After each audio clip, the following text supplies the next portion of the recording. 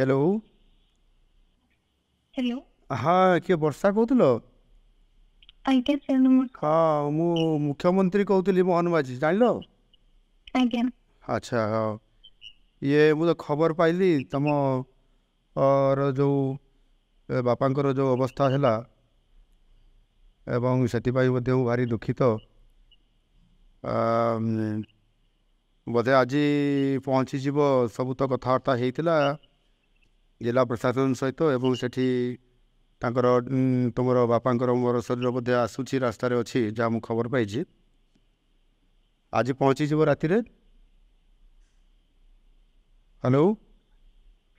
सकाळे पहुंचो। सकाଳେ पहुँच 2टा बेले पहुँचे बोली मुझे खबर पाई डेरी हे टे। आज्ञा। अच्छा हाँ तुम टे धैर्य धर है धैर्य धर मु अच्छी तुम सागर तुमर भल मंद मु निश्चित भाव में बुझी भगवान कौन इच्छा थी से अलग कथा तुम एत भल पाठ पढ़ुच ठीक अच्छे बाकी मु तुम सागर अच्छी केमती तुम ये अंत्येष्टिक्रिया कार्यक्रम हम से निश्चित भाव में मो तरफ सहयोग काली एठी सब मु लोक भी पठेबी से भी सेठी सहयोग करेंगे तुम धैर्य धरिकी रुह मु तुम फ्यूचर कथा भी बुझी तुम भारी बुझा पिला किंतु बापा जेहेतु तुम परिवार एकमात्र रोजगारिया थिले तुम परिवार सी एत दूर जाइए बालेश्वर कहीं जाकि से मुंबई गले मुंबई रे तुम काम करले श्रमजीवी हिसाब से काम करी तुमको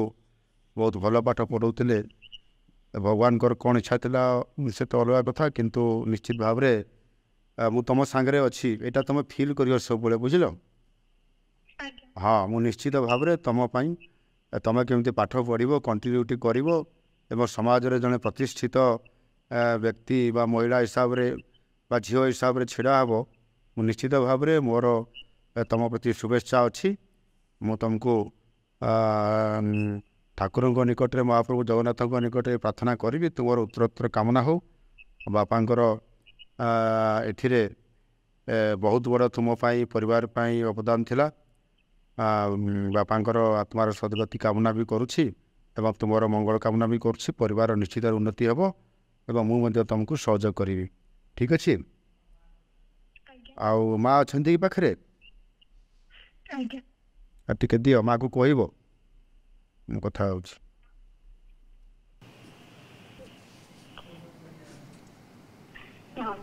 हाँ हाँ हाँ नमस्कार। हाँ देखु ये तो बहुत बड़ घड़ी संधि मुहूर्त अति दुखर कथा मुझे सेटा जानी पारुछि जे एभली एक तम भाया गोटे गरीब परिवार रे केते कष्ट करी परिवार चलुला मोर भी हिसाब रे स्वामी आपंकर परिवार चलाउथिले मुंबई रे थाइकी श्रमजीवी हिसाब रे बालेश्वर ये गोटे अंचल जाइकरी से केते कष्ट करी खैरा अंचल जाइकरी साहाय्य करुले किंतु बहुत भगवान कौन इच्छा थी कि जानी मुझे जानी पारिनी आगु मुझे जानी पारि ना ना आउे कौन भी करा था कि भगवान को इच्छा बोधे सैया थिला तो काली पहुँचला ये सब अंत्येष्टिक्रिया सब काली हम आपण मैंने समस्त धैर्य सहित आपण करेंगे बाकी मु अच्छी आप जानी था जे मुख्यमंत्री आप सांगे अच्छा निश्चित भाव में आपण मानकर परिवार झीर दायित्व मु निश्चित भाव में बुझी तार साहाय्य करी से भल पाठ पढ़िक मनीष हो निश्चित भाव में सरकारी तरफ व्यक्तिगत हिसाब से